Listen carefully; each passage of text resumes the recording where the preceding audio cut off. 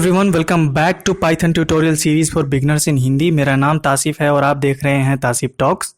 तो ये लगभग हम चैप्टर 1 जो अभी हम पढ़ रहे हैं ये लगभग ख़त्म ही होने वाला है। अगले वीडियो में हम लोग फंक्शंस की बात करेंगे और फिर ये चैप्टर ख़त्म ही हो जाएगा। अभी तक हमने यूज़र के सामने इन्फॉर्मेशन प्रिंट करना, यूज़र से इनपुट लेना, वेरिएबल्स क्या होते हैं, कैसे डिफाइन करना है, कैसे यूज़ करना है, ये सब जाना है। हमने एक डेटा टाइप स्ट्रिंग्स के बारे में बात की है और उसके साथ हम काम करते हुए भी आए हैं। आज के इस वीडियो में देखिए हम क्या सीखने वाले हैं। आज के इस वीडियो में हम लोग दो और डेटा टाइप्स इंटीजर्स और फ्लोट्स के बारे में जानने वाले हैं कि ये क्या होते हैं। फिर हम लोग जो भी वेरिएबल्स हैं उनको टाइप चेक करने वाले हैं कि कोई जो वेरिएबल है हमारे पास वो किस टाइप का वेरिएबल है, ये हम देखेंगे कि ये कैसे हम जान सकते हैं पाइथन में। फिर हम लोग टाइप कन्वर्जन सीखेंगे। मान लीजिए हमारे पास कोई इंटीजर कोई स्ट्रिंग वेरिएबल है, उसको इंटीजर में कन्वर्ट करना है तो वो कैसे करना है, या फिर कोई हमारे पास फ्लोटिंग पॉइंट वेरिएबल है उसको अगर हमें इंटीजर में कन्वर्ट करना है तो वो कैसे किया जाता है, ये सारी चीज़ें हम देखेंगे। फिर हम एक सिंपल कैलकुलेटर प्रोग्राम बनाएंगे जो यूजर से कोई फर्स्ट नंबर या सेकंड नंबर लेगा और फिर उस पर कैलकुलेशन करके, जैसे कि एडिशन, सब्ट्रैक्शन, मल्टीप्लिकेशन वगैरह करके उसको रिजल्ट शो करेगा। फिर एट लास्ट हम लोग एक एक्सप्रेशन कैलकुलेटर बनाएंगे जो यूजर से एक एक्सप्रेशन लेगा, जैसे 1 + 2 + 3 - 4, और फिर उसको इवेल्युएट करके यूजर को आउटपुट दिखाएगा। तो ये सारी चीज़ें हम इस वीडियो में सीखने वाले हैं, तो मेक श्योर कि वीडियो आप एंड तक ज़रूर देखें। चलिए स्टार्ट करते हैं और देख लेते हैं कि इंटीजर्स क्या होते हैं। तो इंटीजर देखिए वो होल नंबर होते हैं, कंप्लीट नंबर्स होते हैं, यानी कि आधे अधूरे नहीं होते हैं। क्या होता है मतलब इसका भी हम समझेंगे। तो वो पॉजिटिव हो सकते हैं, नेगेटिव हो सकते हैं और जीरो हो सकते हैं। जैसे कि यहाँ पे देखिए 1 एक कंप्लीट नंबर है। अगर आप कहते हैं 1 तो हमें कंप्लीट क्वांटिटी समझ में आती है, ठीक है, किसी एक चीज़ की बात की जा रही है। अगर हम 2 कहते हैं तो फिर भी हमें कंप्लीट क्वांटिटी समझ में आती है। अगर आप कोई चीज़ खरीदने जा रहे हैं और वो आपसे पूछता है कि कितना चाहिए आपको, आप बोलते हैं 2, तो आप कंप्लीट यहाँ पे चीज़ बता रहे हैं। आप अगर 2.5 कहते हैं तो उसे उतना समझ में नहीं आएगा, ठीक है, आप कंप्लीट क्वांटिटी नहीं बता रहे हैं, कंप्लीट नंबर नहीं बता रहे हैं। तो इंटीजर क्या होते हैं, कंप्लीट नंबर होते हैं, उनमें पॉइंट नहीं होता, जैसे आधे अधूरे नहीं होते, 2.5 3.5 ऐसा नहीं होता, वो फ्रैक्शन नहीं होते, ठीक है, वो इंटीजर कहलाते हैं। वो पॉजिटिव भी हो सकते हैं, नेगेटिव भी हो सकते हैं और जीरो भी हो सकते हैं। जैसे कि यहाँ पे आप देख सकते हैं, यहाँ पे +1 है, +2 +3 +4, और यहाँ पे -1 -2 -3 -4, ये सारे के सारे इंटीजर हैं, पर ये कंप्लीट हैं, ठीक है, इनमें कोई पॉइंट आपको देखने को नहीं मिलेगा। और जीरो भी एक इंटीजर है, ठीक है। आई होप आपको इंटीजर समझ में आ रहा होगा। जैसे कि मैथ में कॉन्सेप्ट है ना, वैसे ही पाइथन में भी कॉन्सेप्ट है इंटीजर का, और कुछ नहीं है इसके बारे में। आगे बढ़ते हैं। फ्लोट्स क्या होते हैं, तो फ्लोट्स फ्रैक्शनल नंबर्स होते हैं, यानी ऐसे नंबर जिसमें डेसिमल प्लेस होते हैं, जैसे कि 1.5 2.5 3.5 या फिर 3.4 4.7, ये सारे के सारे फ्लोटिंग पॉइंट नंबर्स हैं क्योंकि इनमें डेसिमल प्लेसेस होते हैं। ओके, तो मैं अपने पाइथन के इंटरैक्टिव शेल पे आ चुका हूँ और अब चलिए देख लेते हैं कि हमारे पास मान लीजिए कोई 3 वेरिएबल है, x = 6, y = 8.5 और फिर z = तासिफ। ये मैं अपना नाम दे देता हूँ इसको। आप देख के यहाँ पे देख सकते हैं कि यहाँ पे x जो है उसको हमने एक इंटीजर वैल्यू 6 दी हुई है, y को हमने एक फ्लोटिंग पॉइंट वैल्यू 8.5 दी हुई है और z को हमने एक स्ट्रिंग वैल्यू तासिफ दी हुई है, ठीक है। तो अब देख लेते हैं कि हम किस तरीके से किसी वेरिएबल की टाइप को चेक कर सकते हैं, कैसे जान सकते हैं कि कोई वेरिएबल इंटीजर है, फ्लोट है या फिर स्ट्रिंग है। तो उसके लिए हमारे पास एक फंक्शन है, टाइप फंक्शन, ठीक है। आपको बस टाइप करना है टाइप, फिर पैरेंथेसिस के अंदर उस वेरिएबल का नाम जिसका आप टाइप चेक करना चाहते हैं, जैसे कि y, ठीक है। हम इसका टाइप चेक करना चाहते हैं कि y किस टाइप का वेरिएबल है, तो हमने लिखा टाइप पैरेंथेसिस और पैरेंथेसिस के अंदर उस वेरिएबल का नाम। एंटर की को प्रेस किया और यहाँ पे देखिए क्लास फ्लोट लिख के आ रहा है, यानी कि जो वेरिएबल है वो फ्लोट है, ठीक है। उसी तरीके से हम x की टाइप चेक कर लेते हैं, टाइप और फिर x, और यहाँ पे देखिए क्लास इंट आ रहा है, वो एक इंटीजर है, ठीक है। अब हम z की टाइप चेक कर लेते हैं, तो z टाइप और फिर पैरेंथेसिस के अंदर z, तो इससे हमें क्या आएगा, जो z की टाइप होगी जो कि है स्ट्रिंग, वो हमें लिखा आ रहा है str, ठीक है। तो आप देख सकते हैं कैसे टाइप चेक करना है किसी वेरिएबल का। बस आपको टाइप फंक्शन का यूज करना है, लिखना है टाइप और पैरेंथेसिस के अंदर उस वेरिएबल का नाम जिसका आप टाइप चेक करना चाहते हैं। आई होप आपको टाइप कैसे चेक करना है ये समझ में आया होगा। अब बात कर लेते हैं कि टाइप कन्वर्जन के बारे में। मान लीजिए हमारे पास कोई वेरिएबल है जो कि स्ट्रिंग है और उसे हम कन्वर्ट करना चाहते हैं एक इंटीजर वेरिएबल में, ठीक है। तो ये हम कैसे कर सकते हैं, ठीक है। तो मान लीजिए हमारे पास कोई वेरिएबल कोई स्ट्रिंग वैल्यू है, ठीक है। हमने बताया था आपको कि anything enclosed in between single double quote और triple quote is a string in python. तो अगर हम नंबर भी इनक्लोज कर देते हैं तो वो भी एक स्ट्रिंग ही हो जाती है। तो मान लीजिए हमारे पास कोई एक वेरिएबल है जिसकी स्ट्रिंग वैल्यू है 45, आप देख सकते हैं ये हमने एक वेरिएबल डिफाइन कर दिया। जेड को प्रिंट करते हैं, यहाँ पे देखिए 45 प्रिंट होके आ रहा है, लेकिन वो स्ट्रिंग है। कैसे पता करेंगे? आप टाइप फंक्शन का यूज करके देख लीजिए। हम टाइप लिखते हैं, फिर जेड लिखते हैं और देखिए यहाँ पे एंटर की को हम प्रेस कर रहे हैं तो यहाँ पे आ रहा है क्लास स्ट्रिंग, ठीक है। तो ये स्ट्रिंग आ रहा है, ठीक है। अब हम क्या करना चाहते हैं? टाइप कन्वर्ट करना चाहते हैं इस वेरिएबल का किसमें? एक इंटीजर वेरिएबल में कन्वर्ट करना चाहते हैं जेड को। तो हम क्या लिखेंगे? देखिए कन्वर्ट करने के लिए बस आपको लिखना है, इंटीजर में कन्वर्ट करना है तो आपको लिखना है इंट और फिर पैरेंथेसिस और फिर उस वेरिएबल का नाम जिसको आप कन्वर्ट करना चाहते हैं। ये देखिए हमने लिख दिया। एंटर की को प्रेस करते ही जो जेड वेरिएबल है उसमें जो भी वैल्यू स्ट्रिंग में है उसको इंटीजर में कन्वर्ट करके आपको यहाँ पे आउटपुट दे दिया जाएगा, ठीक है। हम एंटर की को प्रेस करते हैं, अब यहाँ देखिए 45 लिखा आ रहा है, ठीक है। तो ये हमें एक इंटीजर वैल्यू रिटर्न कर रहा है ये फंक्शन, ठीक है। लेकिन हम क्या चाहते हैं कि जेड अभी भी स्ट्रिंग ही है। हमने यहाँ पे जो जेड में वैल्यू थी स्ट्रिंग उसको इंटीजर में कन्वर्ट करके प्रिंट किया, लेकिन हम क्या चाहते हैं कि जो जेड में वैल्यू अभी स्ट्रिंग है वो इंटीजर में कन्वर्ट हो जाए, जेड वेरिएबल ही इंटीजर हो जाए स्ट्रिंग से।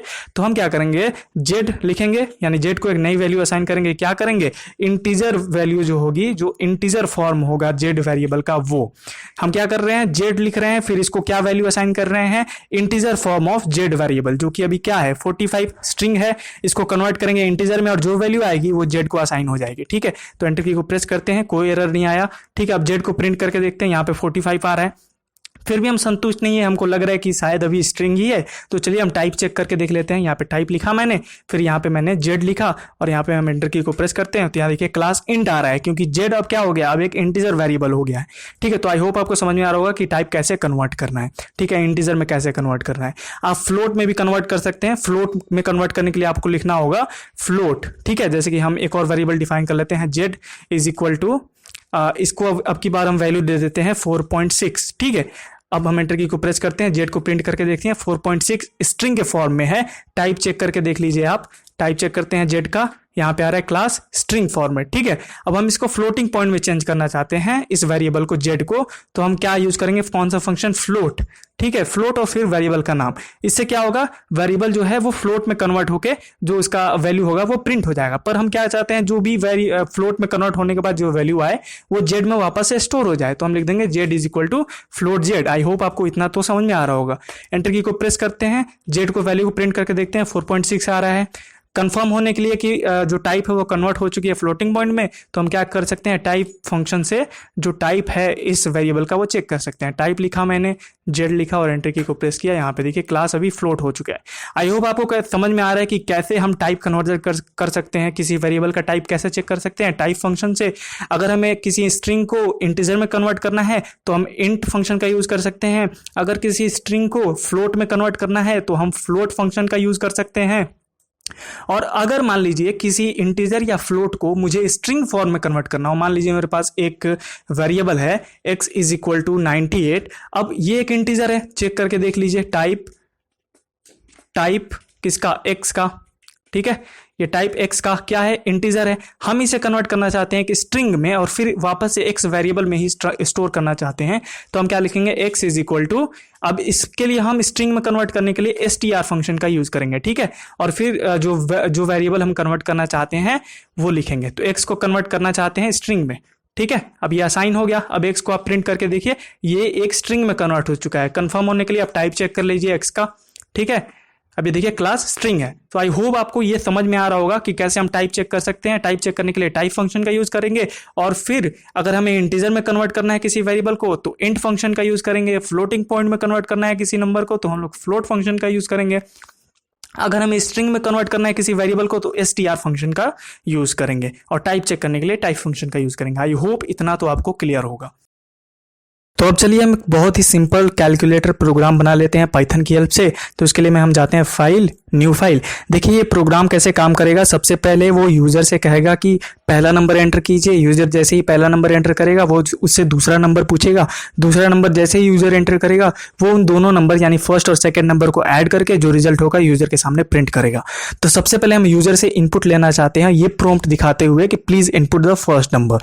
तो हम यहाँ पे लिखते हैं इनपुट और फिर यहाँ पे एक प्रॉम्प्ट दिखाना चाहते हैं। क्या दिखाना चाहते हैं कि please enter the first number. ये प्रॉम्प्ट उसको दिखाना चाहते हैं यूजर को। ओके, ये इनपुट लेना चाहते हैं और जो भी इनपुट होगा उसे एक वेरिएबल में स्टोर करना चाहते हैं। इस वेरिएबल का नाम दे देता हूं मैं फर्स्ट। ठीक है, कुछ इस तरीके से लिखेंगे हम। फिर हम सेकंड इनपुट ले लेते हैं यूजर से। इस वेरिएबल का नाम रख देते हैं सेकंड और इनपुट ले लेते हैं यूजर से। लिखते हैं इनपुट और क्या प्रॉम्प्ट प्रिंट करना चाहते हैं कि please enter the second number. ठीक है, ये प्रॉम्प्ट हम प्रिंट कराना चाहते हैं। ठीक है, जैसे ही सेकंड नंबर यूजर एंटर करेगा वो सेकंड वेरिएबल में स्टोर हो जाएगा। फिर एक थर्ड वेरिएबल हम बना लेते हैं रिजल्ट के नाम से, जो इन दोनों का एडिशन जो है वो अपने आप में स्टोर करेगा। तो रिजल्ट क्या होगा, फर्स्ट प्लस सेकंड। ठीक है, उसके बाद से हम क्या चाहते हैं कि जो भी रिजल्ट होगा वो प्रिंट कर दिया जाए यूजर के सामने। तो जो रिजल्ट होगा वो प्रिंट कर दिया जाए। हम यहाँ पे लिखते हैं रिजल्ट। ठीक है, अभी हम करते हैं इसको सेव। इसका हम नाम देते हैं सिंपल। ठीक है, आप जो चाहे नाम दे सकते हैं। अब इसको रन करके देखते हैं क्या होता है। यहाँ पे रन किया, यहाँ पे पूछा जा रहा है please enter the first number. चलिए एंटर करते हैं 4।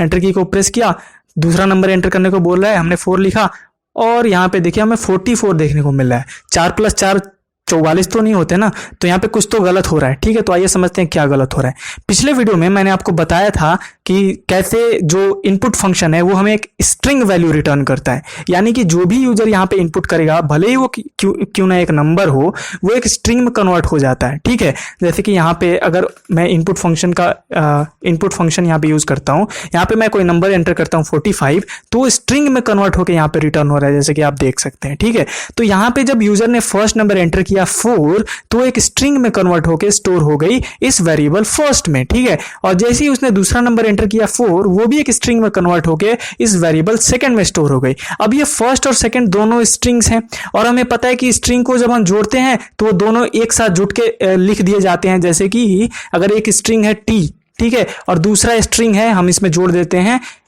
ए। ठीक है, तो ये दोनों आपस में जुट के टी ए लिख के आएंगे। उसी तरह से एक स्ट्रिंग अगर 4 होता और उसको हम जोड़ते एक और स्ट्रिंग 4 से, तो दोनों पास पास लिखे हुए आते। ठीक है, यहां से हम इसको एंटर की को प्रेस करते हैं, देखिए 44 लिखा हुआ आ रहा है।